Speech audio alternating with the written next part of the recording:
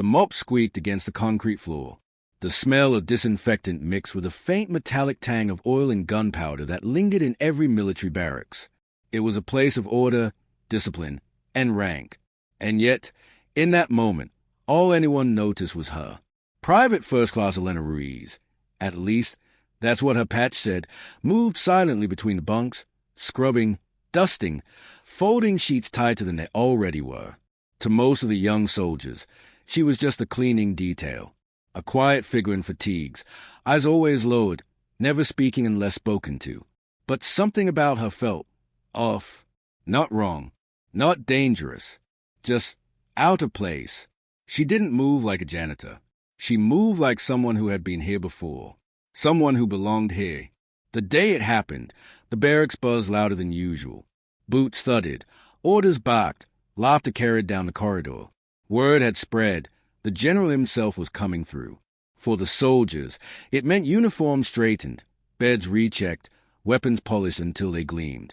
For Elena, it meant more floors to clean. She kept her head down, bucket and rag in hand. When the doors swung open, a hush fell across the room. General Carter stepped inside. He was a man built like granite, voice sharp enough to cut through steel. He scanned the bunks, the soldiers snapping to attention. And then he saw her. At first, just another work-on detail. But as she bent to wipe the corner of a locker, her sleeve lifted slightly, and something caught the light. It wasn't much, just a small pin, tucked half-hidden under her uniform. A medal, but not one any of the soldiers recognized. General Carter froze. His eyes narrowed. He stepped closer, boots echoing against the floor. "Soldier," he barked. Her back stiffened. "Yes, sir." Her voice was calm, too calm for someone just cleaning the barracks. He pointed. "That, on your chest. Where did you get it?" Every head in the room turned. For the first time since arriving, Elena looked up, really looked up. Her eyes were steady, deep, almost defiant. "This?" she asked quietly. She touched the metal with 2 fingers, as though testing if it were even real. "Yes, that," Carter said. His tone sharpened. "Answer the question." The room held its breath. The metal shimmered faintly, its design unfamiliar. It was an army issue. It wasn't even from any allied force the general knew. But he did recognize one thing. He'd seen it once, years ago, in a classified briefing, a symbol that officially didn't exist. He stepped closer, lowering his voice. "Where did you get that medal?" Elena didn't flinch. She spoke evenly, but her words carried a weight that settled over everyone. "I didn't get it. I earned it." Whispers rippled across the bunks. A janitor, earning a medal no one could identify. The general's jaw tightened. "Explain yourself. Now." She looked at him for a long moment, as though measuring whether he deserved the truth.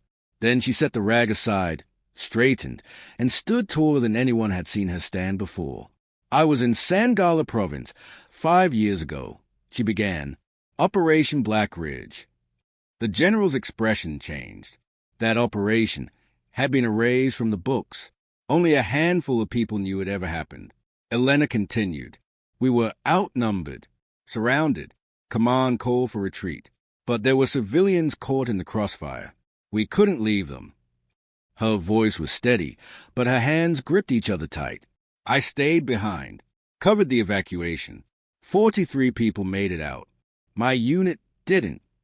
A silence thicker than concrete filled the room.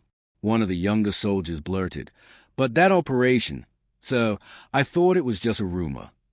The general didn't answer. His eyes never left Elena. "And that medal?" he asked finally.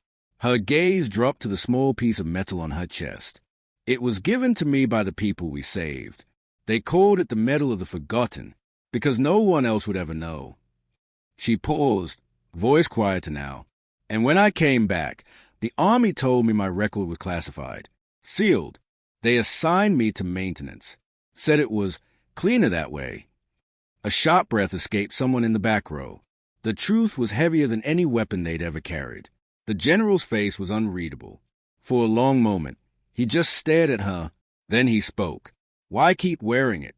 Her answer came fast, blunt, like she'd waited years to say it, because it's the only proof they existed. My team, my friends. If I take it off, they disappear all over again. Her voice cracked, just once. Sir, I can't let them disappear. The barracks was silent. Not even the hum of the fluorescent lights seemed to dare intrude. Finally, the general exhaled. Soldiers, he said, his voice rougher than usual. Out! They filed out quickly, leaving only the two of them. He stepped closer, until only a foot of space separated them.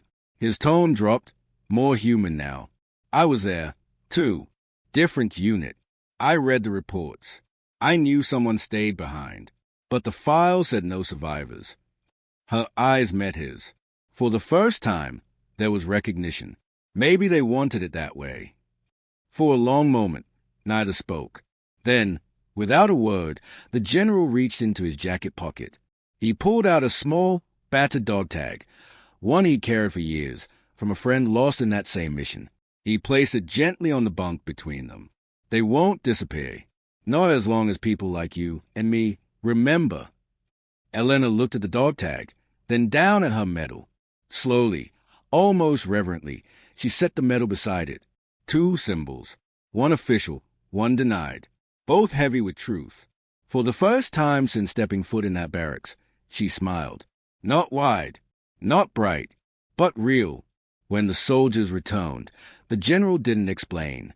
He simply nodded at her, a nod of respect, a nod that said more than any words could. From that day forward, no one looked at Elena Ruiz as just a cleaning staff. She wasn't invisible anymore. She carried the weight of the forgotten. And now, so did they. The barracks eventually went quiet again.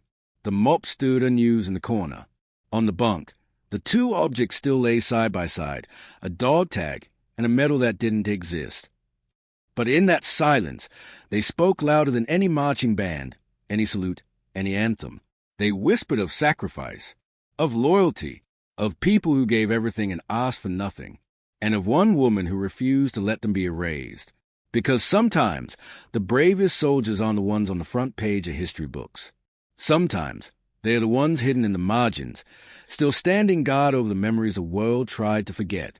And maybe that's a lesson we should carry, too. To remember, to honor, to see the people who go unseen. If this video touched your heart, like, comment, and subscribe.